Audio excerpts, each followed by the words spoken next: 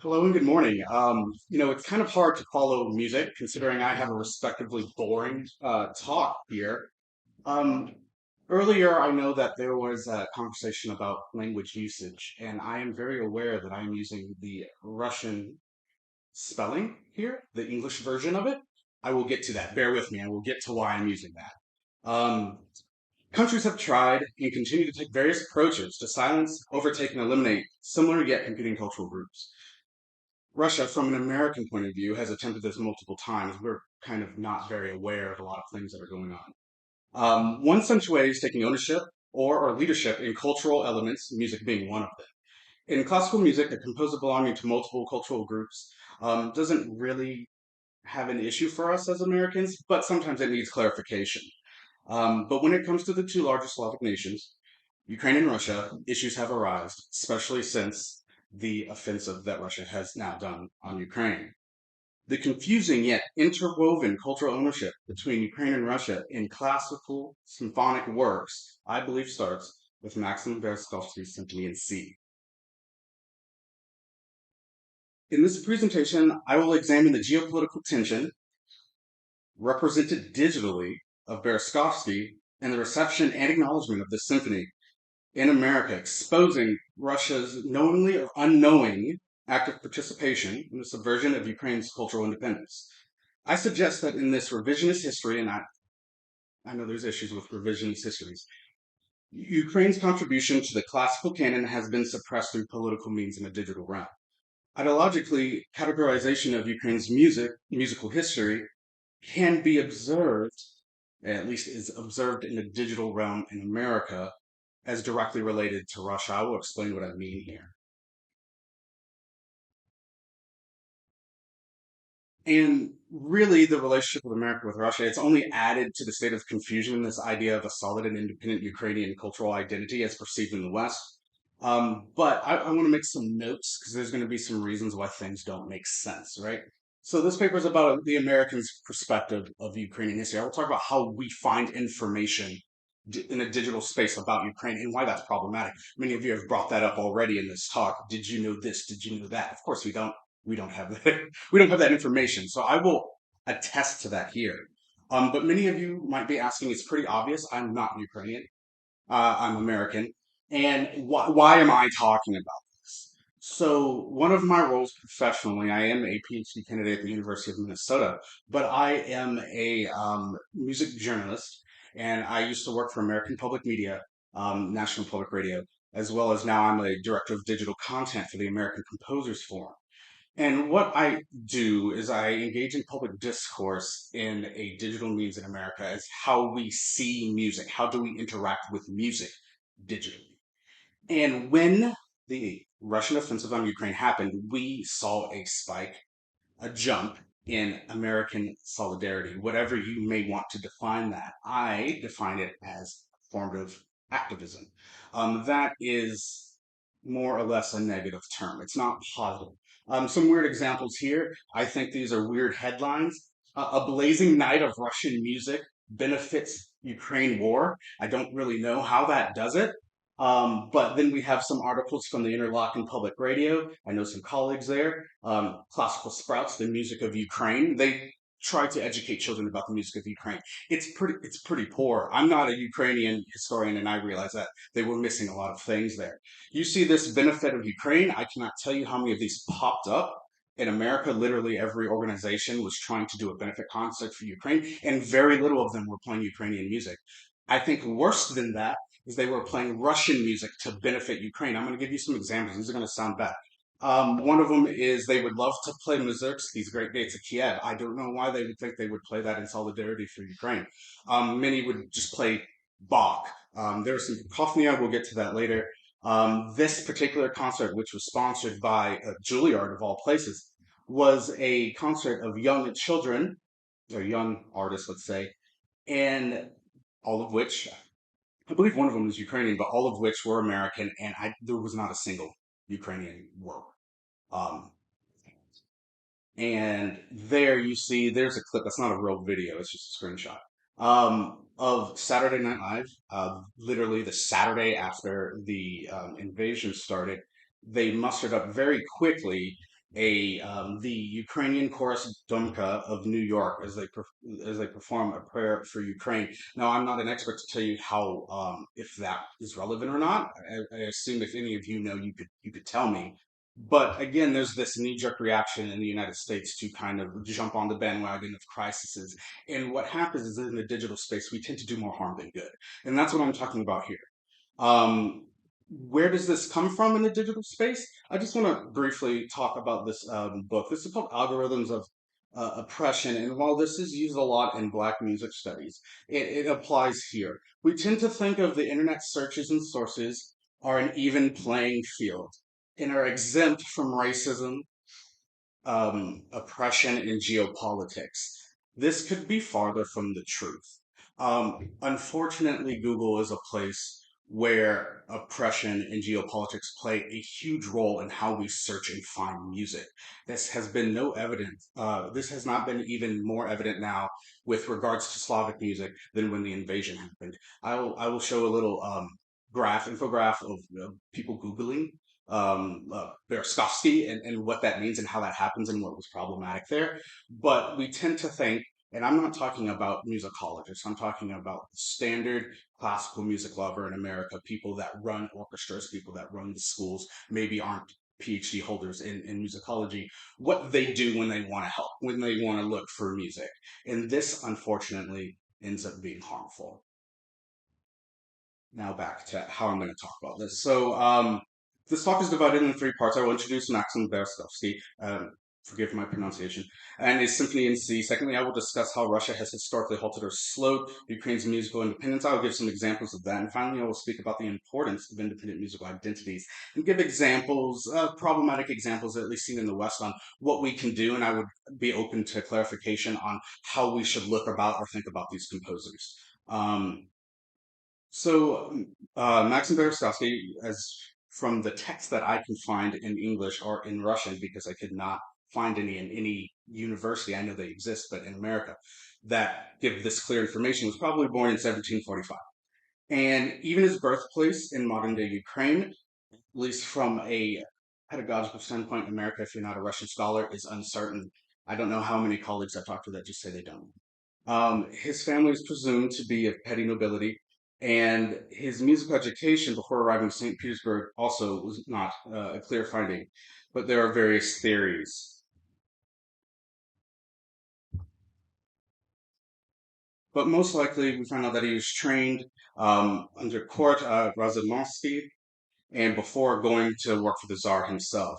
But in 1769, Berezovsky went to Bologna after surviving Catherine the Great's coup and studied with Padre Martini. This is where he wrote the symphony. He wrote it while he was studying in Bologna.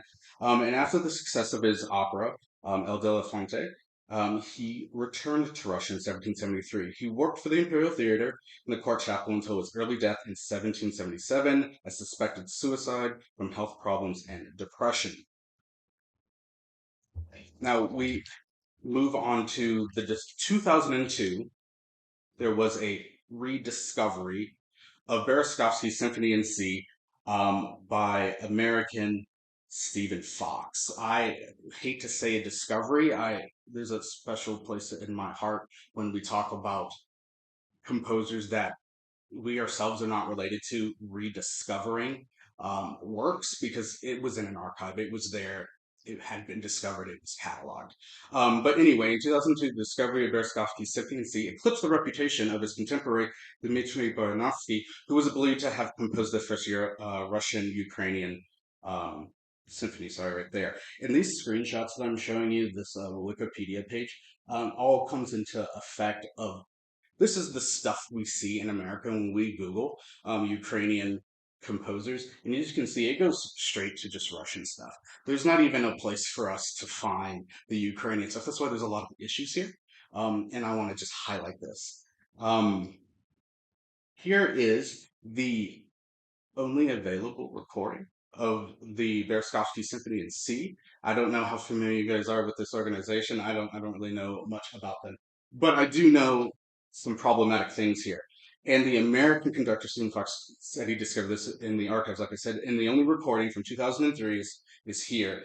And the entry title of the work, as the album suggests, is the first Russian symphony. You see it there, you see it up on the things. And this is where it becomes problematic. When Americans go to try to find this thing, think of somebody who is running an orchestra in the Midwest. I'm from the Midwest, that's why I'm making fun of them. This is what they look for, this is what they find. And then they don't program it, mainly because of the issues that they believe that it is a Russian work.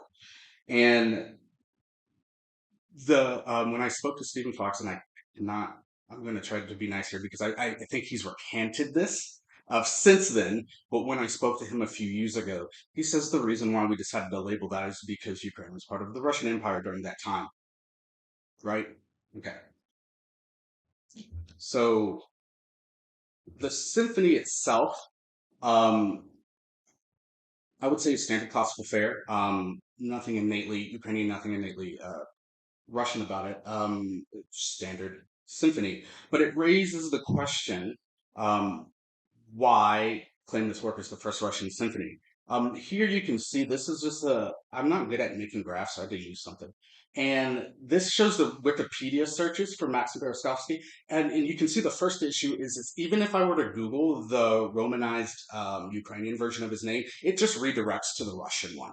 So what happens is when we are Googling these, or searching for, I should say, these Ukrainian composers and artists, even if we spell it correctly, there's no page, there's no landing, there's no digital footprint for us to engage in them without looking through the lens of Russia. Everything that we get fed digitally is through the lens of Russia. And again, I'm not talking about academics here. I'm talking about like standard Google searches, just people trying to learn things. And to Americans, Ukraine and Russia can be hard to differentiate because of their intertwined history. Here is this very sad summary of history. I asked some of my students if they could tell me like a history of Ukraine if they thought they knew it, and this is what I come with. I know there's like a lot of gaps here, and so a lot of them had come up with the connection between Ukraine and Russia dates back to the 19th century. Kievan Rus is a federation of Eastern Slavic tribes that span modern day Ukraine and Western Russia. This lasted until Ukraine was divided among the Golden Horde to the conquest of the 13th, 14th centuries, and eventually the Principality of Moscow emerged as the dominant center of political, cultural life in Russia. During this period, and the Russian Tsars extended their control over much of Ukraine in the late 16th century, leading to an increasing intermingling of the two territories. Ukraine sought independence in the 19th century, propelled by growing national consciousness and a desire to grow autonomy from Russia. However, this movement was suppressed by the Russian Empire, and Ukraine remained a part of Russia until the empire's collapse in 1970. Ukraine briefly declared independence but was incorporated into the Soviet Union in 1922, and Soviet authorities suppressed Ukraine's cultural and political activity, and its economy was integrated into the Soviet system. And after the fall of the Soviet Union, Ukraine declared independence. To us as Americans, when we view this, and I know I'm speaking broadly here, Ukraine's musical history was often overshadowed by the country's subjugation. An example is that most Ukrainian composers that we think or know of typically get mislabeled as Russian composers, is really what I'm talking about here. And talking about how this manifests itself in the digital space, because that is how we all are now engaging in music. So, in classical European traditions, this distinction breaks down until we can get closer to modern times when we have an internationally recognized Ukrainian state and when we have composers that can speak for themselves and talk about their lineage.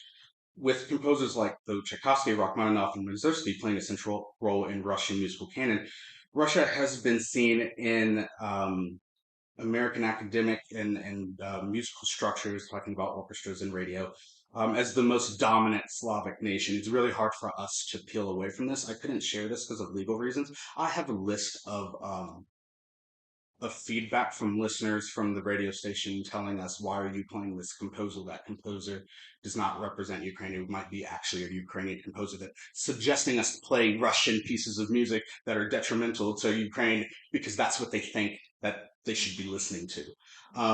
Unfortunately, I couldn't share those. And I believe that this is because of Russia's historical need to co-opt many smaller Slavic nations' musical products. Despite these differences, Russia and Ukraine share a strong musical tradition of choral music with influential composers, as I think the American translation we call them the Golden Three. That's Berezovsky, Bortnansky, and Artemy Vendel, who are sometimes shared in their collective histories. And that's kind of how we talk about them as this shared collective entity. Overall, the musical traditions of Russia and Ukraine offer a window into these unique cultural identities and histories of the neighboring nations, highlighting the diverse and complex relationships that have developed over time. Um, Ones that result in hybridity, sometimes, as we've talked about, as well as conflation. So this has, oh my gosh, you cannot read that. So this has been on the news in America recently, and if you can't read it, it says the issues of Tchaikovsky and the National Music Academy of Ukraine. Um, I dare not talk about this, but I want to talk about the American perspective here. So the National Music Academy of Ukraine is also complex, and we know that sometimes it's called the Ukrainian National Tchaikovsky Academy of Music. And there was an article in New York Times that I edited, did not write. I tried to edit, where they were talking about these entities and why they would not remove this name. Like, what is going on here? And all I'm going to say about this is that this adds into the confusion for Americans about what is Ukrainian and what is Russian. It creates an atmosphere where we don't understand. And what happens is we start doing bad, we start doing good. I'm not going to talk anymore. That's not my place. But I want to talk about how we perceive it. And to us, this is very confusing. Um, I'm sure many of you can answer it, but this is what is on our newsreels. This is what happens to us in the United States. And a lot of it, we'd like to talk about economic power, right? So we get related to BRICS, right? They talk to us about BRICS, which is, if you haven't known, it is a financial kind of conglomerate try to move away from the dollar, and it's Brazil, Russia, India, China, and South Africa. They have their own currency, what they're trying to make. And this gets related a lot to the Tchaikovsky Institute of Music. And essentially what it relates here, I am going to read, is that China's role in the Ukrainian-Russian war is an obvious support of Russia. And through trade agreements, inaction, and political stage, economic alliances like BRICS, and cultural silencing, as we see, simply put, China is aiding Russia in devaluing Ukraine as an independent Slavic nation by leveraging, its economic influence on the future enrollment and finances of the conservatory. We see that as a part of geopolitics. I believe I'm not too sure about this quote and the validity of it, but you guys can tell me this was from Mishka Streka. I believe that it's a critic. And to me, what strikes out is they talk about the Chinese know Tchaikovsky, but not Bedell, Bortnowski, and Berezovsky. And this leads to the digital footprint. If the digital footprint in America is controlled by Russia, and if they can suppress this knowledge, then they are in itself feeding the students. They are telling them that these composers are not important. So this is where the geopolitics come in. They are, at least from the standpoint of how we see it in America, that these composers, the three Ukrainian composers, are being processed through digital spheres to be seen as Russian. Russians control the information that we see as Americans to not recognize these composers, but instead they put Tchaikovsky ahead. Tchaikovsky as some kind of composer that is more important in the Ukrainian sphere than these three. That's how we see it, and that is some of the issues that arise from these presentations. So I already read that. But let's see here. Here is where it gets more confusing. I'm just going to give more examples. Again, these are from like Americans not really understanding. So we have Glier, and sometimes you have what does it say here? Well, there's one slide I don't have. So we start with music theorist Nikolai Dolinsky. Pendes, an important created a treaty, a musical grammar. He was born in Kiev during the Grand Duchy of Lithuania and was said to be Ukrainian, but yet he's remembered as a Russian music theorist. Here we have Glier, who's born in Kiev during the Russian Empire, and he taught at the Kiev Conservatory, appointed in 1914. Though, at least from our academic standpoint in America, we was really talk about anything that he does in Ukraine. He's mostly known as a Russian or Slavic composer. After that, we have Sergei Prokofiev, which gets played a lot in these Ukrainian concerts that I talk about. And quite frankly, all they say is that, well, we play Prokofiev because he was born in Ukraine. Again, I'm open to people explaining, is this a good way to go about it or not? Because this is how we find out this information. And a little more is explained outside of that. And finally, we have the bell that I talked about him in the Golden Three with Berezovsky and Barnowski. And a quick Google search gives us something that's very confusing to, let's say, music journalists. They say Ukrainian-born Russian composer, together with Maksym Berezovsky and Dmitry Barnowski. Vendel is recognized as a musicologist, one of the Golden Three composers of 18th century Ukrainian classical music, and one of Russia's greatest choral composers. That to me, that line is wildly confusing. I'm not sure if it's a part of hybridity. Again, I'm not a Ukrainian scholar, so I don't know the histories of these composers, but this is kind of an issue that we have when we're programming music, when we're trying to figure out where support should lie musically in our domains. We don't know which composers to go to. Um, and we don't seem to have any issues with other composers that are outside of the Ukrainian Russian sphere. So here, this is an example. We have Christoph Gluck, Hildegard von Bingen, and Oswald von Wittgenstein. These are all composers that were born during the Holy Roman Empire, respectively in German-speaking nations and Italian-speaking nations. And we said they're German, they're Italian. So we don't have any issues with that. And we discuss these national identities, and it becomes more clear that during the age of nationalism, countries started creating these national identities and took ownership of their past to give modern identities to these older composers. Um, I don't see a reason why Ukraine can't do the same. A strong sense of musical identity that is internationally recognized and be canonized for the greater classical music community, showing that Ukraine will not remain under the impressive weight of Russia as the only Slavic music tradition that matters. It all starts with the first symphony, Maksym Berezovsky's Symphony in C, the first Ukrainian symphony. Thank you.